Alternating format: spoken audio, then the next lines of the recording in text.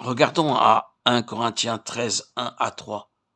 Le premier des 3 versets nous dit la valeur et l'importance de l'amour. Paul rend cela très clair. Il dit qu'il n'est rien. Il ne tire aucun bénéfice s'il n'a pas ce fruit de l'amour. Et quand j'aurai le don de prophétie, la science de tous les mystères et toute la connaissance, quand j'aurai même toute la foi jusqu'à transporter des montagnes, si je n'ai pas la charité, je ne suis rien. Et quand je distribuerai tous mes biens pour la nourriture des pauvres, quand je livrerai même mon corps pour être brûlé, si je n'ai pas la charité, cela ne me sert de rien. La charité est patiente, elle est pleine de bonté. La charité n'est point envieuse. La charité ne se vante point. Elle ne s'enfle point d'orgueil. Dans le verset 4, les vertus de l'amour sont mentionnées. L'amour souffre tout, est plein de bonté. L'amour n'est point envieux. Essayons de faire l'exercice suivant. Lire le même passage en substituant au mot amour notre nom. Mais nous ne sommes pas capables de lire. Cela sonne faux. La raison en est que nous n'avons pas d'amour.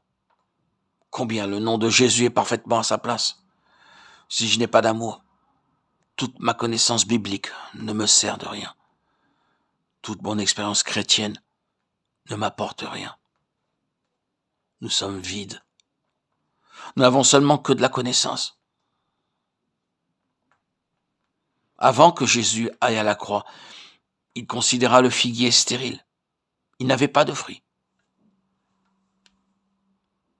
mais seulement des feuilles. Aujourd'hui, il en est de même de nos vies. Nous avons l'apparence, mais pas le fruit.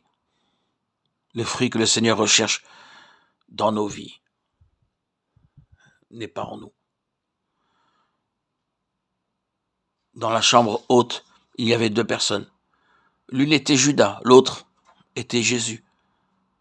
Très souvent, le mot amour est confondu avec le mot convoitise.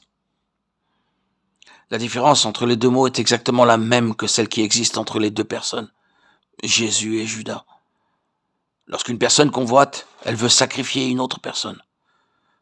Mais lorsqu'une personne aime, elle se sacrifie pour les autres personnes. Judas sacrifia Jésus pour son propre bien. Jésus se livra pour les autres. Sommes-nous d'accord de nous offrir en sacrifice ou sacrifions-nous les autres pour notre intérêt? C'est ainsi que les gens prennent l'amour pour de la convoitise. L'amour est le fruit que Jésus recherche dans nos vies. C'est ce qu'il souligne à ses disciples avant d'aller à la croix. Dans l'évangile de Jean, chapitre 13, 14 et 15, il commande à nouveau à ses disciples « Par cela, le monde connaîtra que vous êtes mes disciples, par l'amour.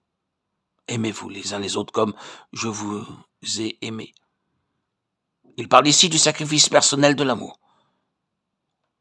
C'est le fruit. Si nous ne sommes pas à cette place, alors toute notre connaissance biblique ne nous profite de rien. Les gens peuvent être facilement trompés pensant que la plénitude de l'esprit peut se manifester d'une autre manière. Satan ne peut pas tout imiter.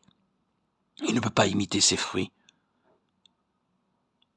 C'est la démonstration du fait que vous et moi, nous devons vivre dans la jouissance de la plénitude de Dieu. Notre Dieu est un Dieu d'amour.